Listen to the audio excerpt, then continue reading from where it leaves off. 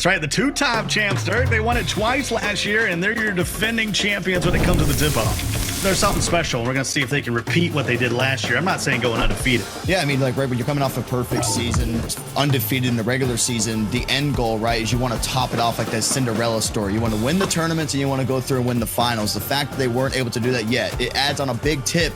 And then, too, with the addition of Type now, the dynamic of this team, you know, some still familiar faces, but this defense has got taken to another level. Let's get it. We back. We back. Let's tip it off. It's day 2 of the tip-off. Here's Reese. Reese the green. Got him, coach. Hey! Let's go, man. Let's go. Give me that! It's time!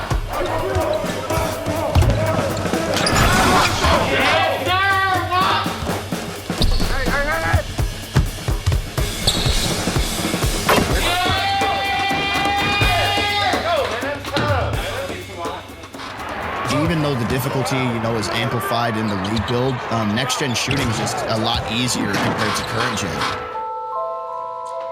The fact that the Raptors, they're turning the ball over at a higher rate than we've ever seen.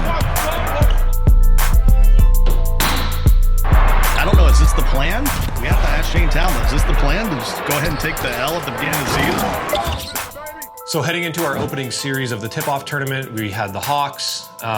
We were optimistic, but there were some question marks. We had only received the league build like 5 days before the tip-off tournament, so it was a very short boot camp, and results in our scrimmages were kind of hit and miss. And because of COVID, I haven't had the same exposure to the team during practice. When I was watching that series versus the Hawks, it was really the first time I got to see the live action and recognize how different this build was playing. It really tuned towards more high-risk offense as opposed to kind of sound defensive structure, which is our bread and butter.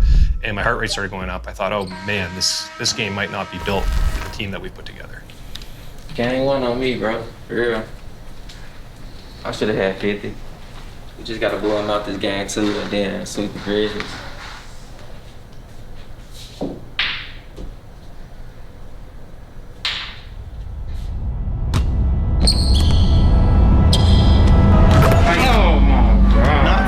Turnovers here tonight.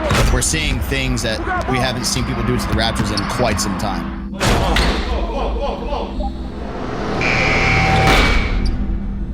the Hawks are going to do it. They're going to send the Raptors to 0-2. Like every single point we got to work for.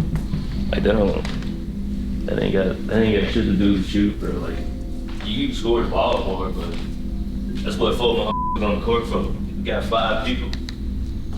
It's not gonna be no. It's not gonna be no Kenny show no more, bro. Somebody else gonna have to perform.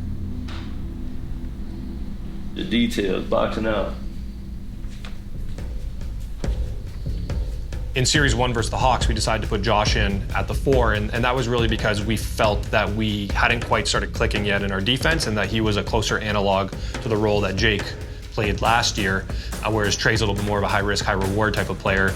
But it was apparent that we needed more firepower, and so we decided to sub Trey in for the second series versus the Grizz. Good shot, Juan. Way to get right back to it.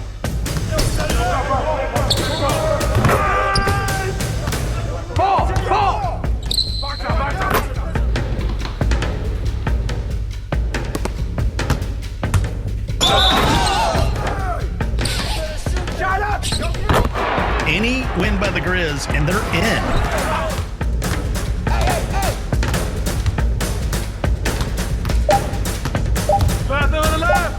Come on, man, take that.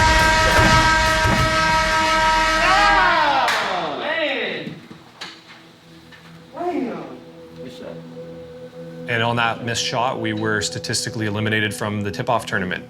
We came in the reigning champs. We had high expectations. We liked our group, and we were eliminated, right out of the group stage.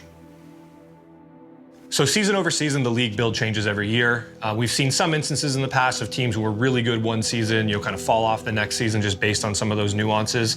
This year, it's probably been the most dramatic shift. It's very obvious that the league is shifting towards playing more like retail pro-am.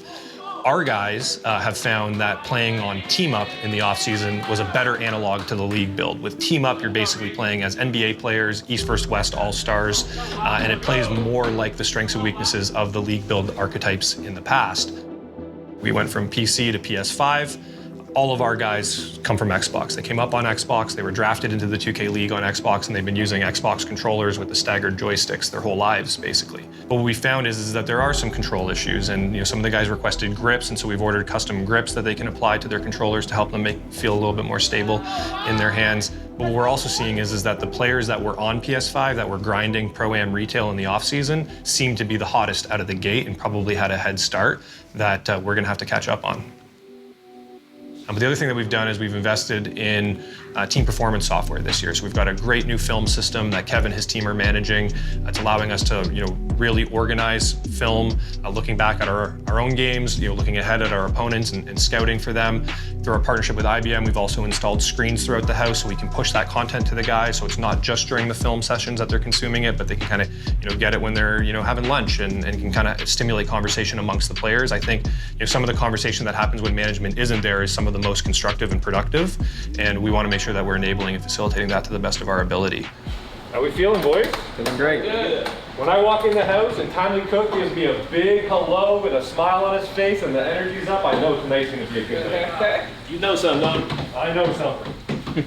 What's really weird is the Raptors haven't won a game. They are at the basement, not only the Eastern Conference, but of the league. Maybe the most surprising story so far. For the Raptors, Kenny back at point guard, Reese-Mo to the 2, Josh hanging out at 3, Timely Cook at the power forward, which still makes me feel weird, and Type at the center. It's still weird seeing Timely at power forward. Now, I don't really know the stats of how him and Josh stack up against each other at the small forward position defensively, but it's still weird taking the DPOY off his primary spot. Let's go.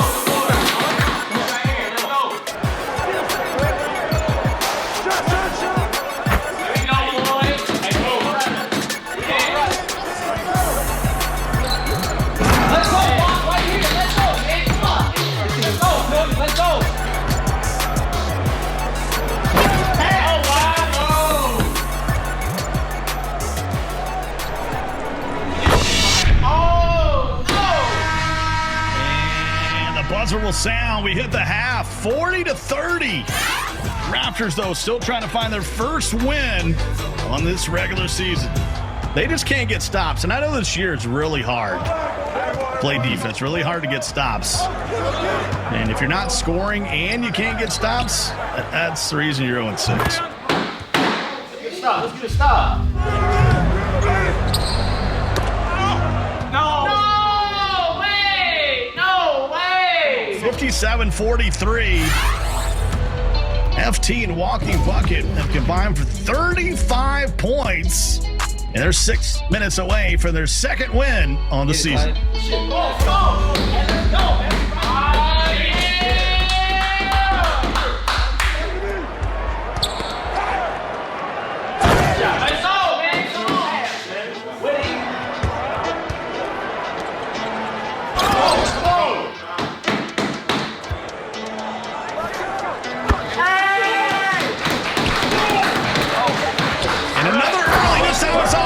They bomb it down. This is for the tie, and TS Josh. Let's go, man. Come on, man. Come on, man. Let's go, boy. Yes, sir. Yes, sir. Come on. 80-80s. Hey, yo. Get it off the Type. Type, you got someone's got to shoot the basketball. Raptors get their first win of the year. Let's go.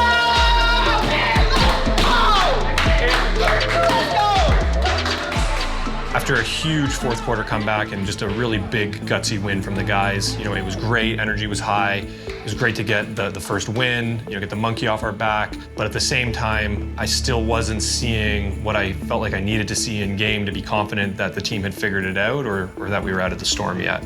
And after game 2, obviously there was still more work to do.